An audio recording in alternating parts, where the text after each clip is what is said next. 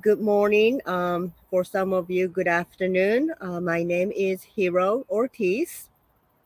My pronouns are she or he, or if you want to use they.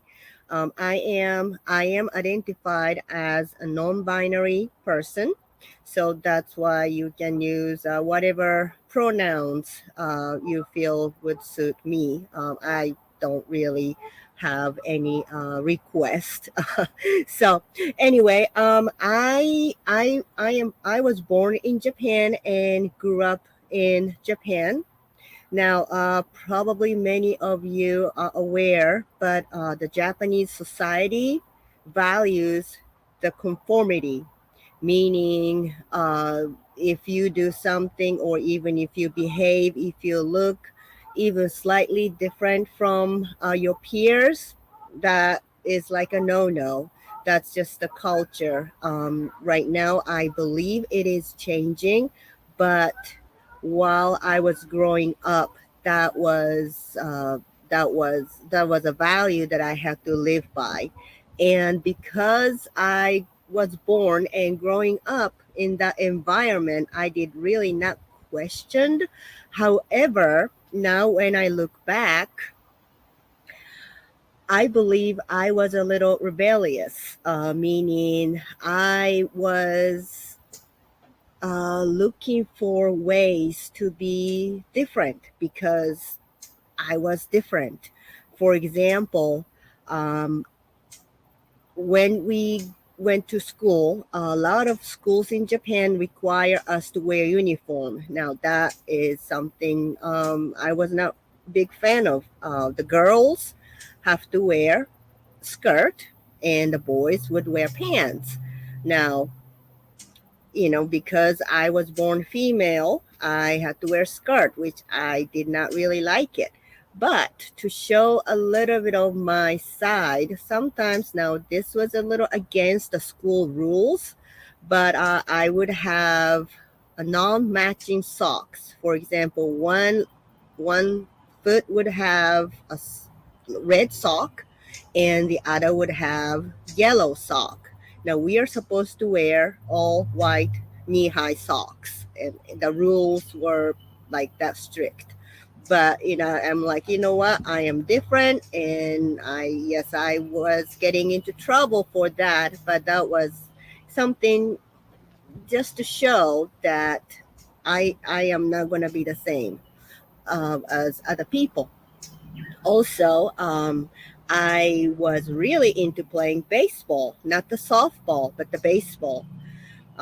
Luckily, there was all girls baseball team in my town where I grew up, and my parents, actually my mom, signed me up for it, and I am just so grateful that she embraced me as the way I was and still the way I am.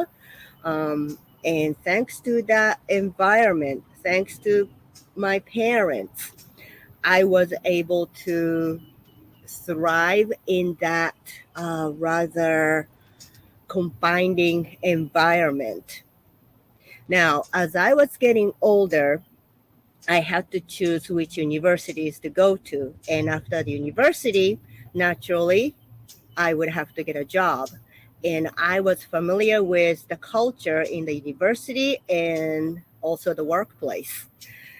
I decided that that was not my thing to go to school to further my education in Japan and also to get a job in Japan.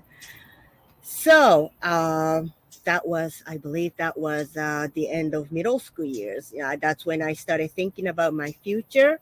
And again, my mom came to my rescue. She found a tiny, tiny ad in a newspaper about school in the United States that had an office in Tokyo, Japan, and that's actually where I grew up.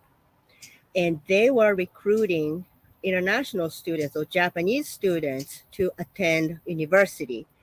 So I jumped in the opportunity and registered, passed the test, went through some curriculum, and I ended up in school in West Virginia.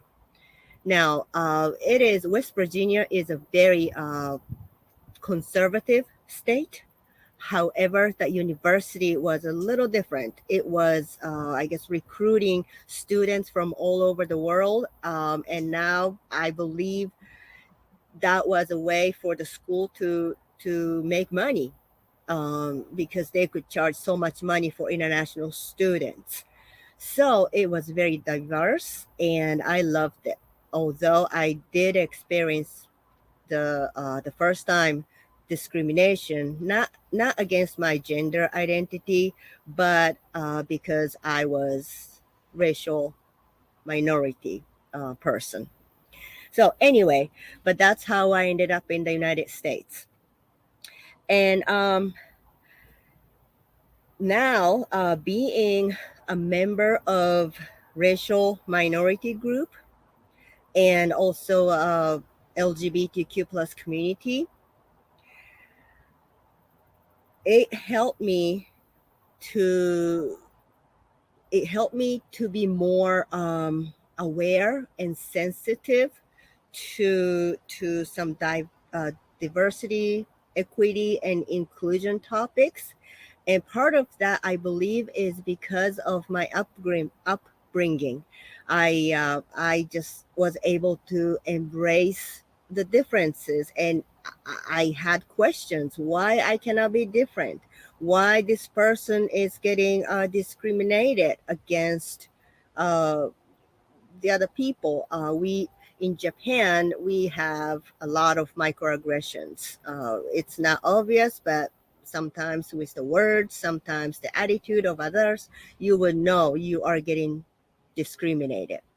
So I have been always aware, but that's I just realized, oh my God, why am I so interested in this topic of, now it's a hot topic, diversity, equity, and inclusion, but always I believe that was in my heart. And so now I am very interested in the topics, and I try to make some contribution to to that topic by going to a summit like this, talking to other people, facilitating the conversations. And it's not just about LGBTQ plus challenges, but also racial discrimination, also cultural competence. That's something else that I'm very interested because of my background.